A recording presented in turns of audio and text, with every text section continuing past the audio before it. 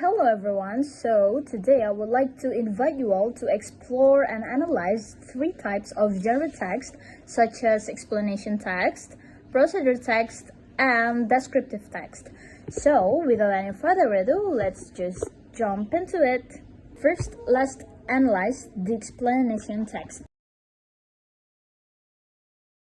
This text is titled, "How is Snow Made?"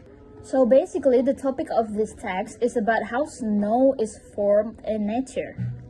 As what we can see on the title, the purpose of this text is to explain the process of how snow is made step by step.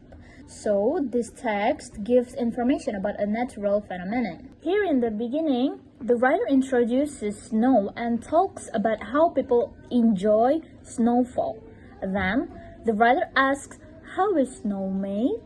This part introduces the topic. And here, the writer explains the process of snow formation.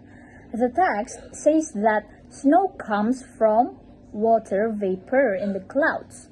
So when the temperature becomes very cold, the water vapor freezes and forms ice crystals.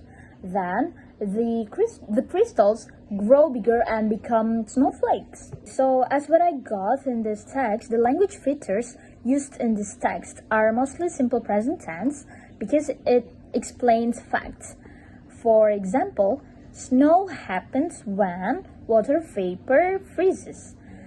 The text also uses technical words like atmosphere, crystals, and water vapor. I think this text is interesting and easy to understand because the explanation is very simple.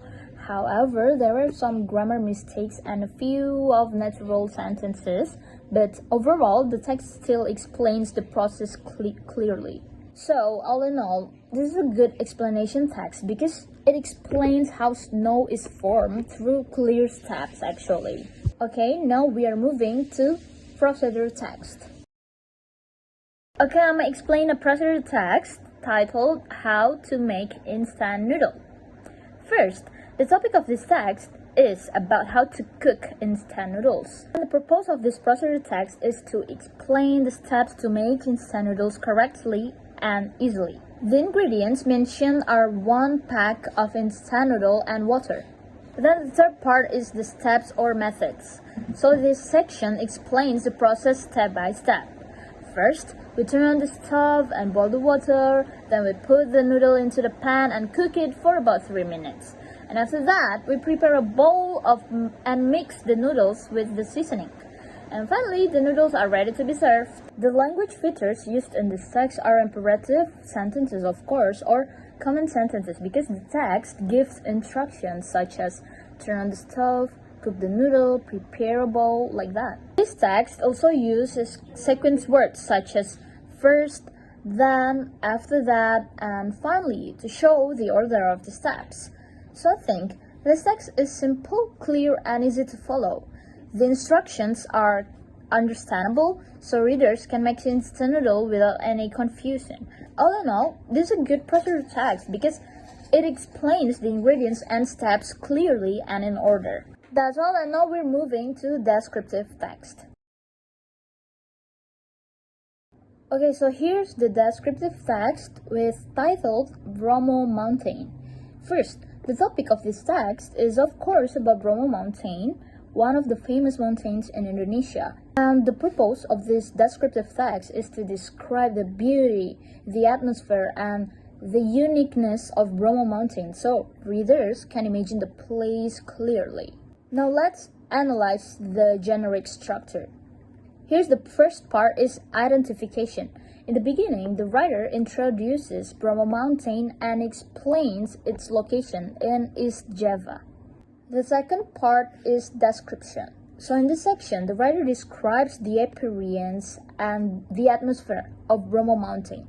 The text explains the ash-gray soil, the colorful sunrise, the cold and misty air, the sulfuric smoke from the crater, and the sea of sand around the mountain. The writer also mentions the dangerous people and local legends that make Bromo more interesting culturally. And the language features used in this descriptive text are mostly adjectives and simple present tense. For examples, words like majestic, cold, misty, lush, beautiful, and the example of the simple present tense is Brahma Mountain stands majestically, blah blah blah, and the air is crisp and cold, like that. This text also uses sensory words to help readers imagine the scenery, sounds, and atmosphere of the mountain. I think this text is very interesting because the descriptions are vivid and detailed. Readers can easily imagine the beauty and atmosphere of the Bromo Mountain while reading the text. Okay, I think that's all that I can share for today. Thank you so much and see you!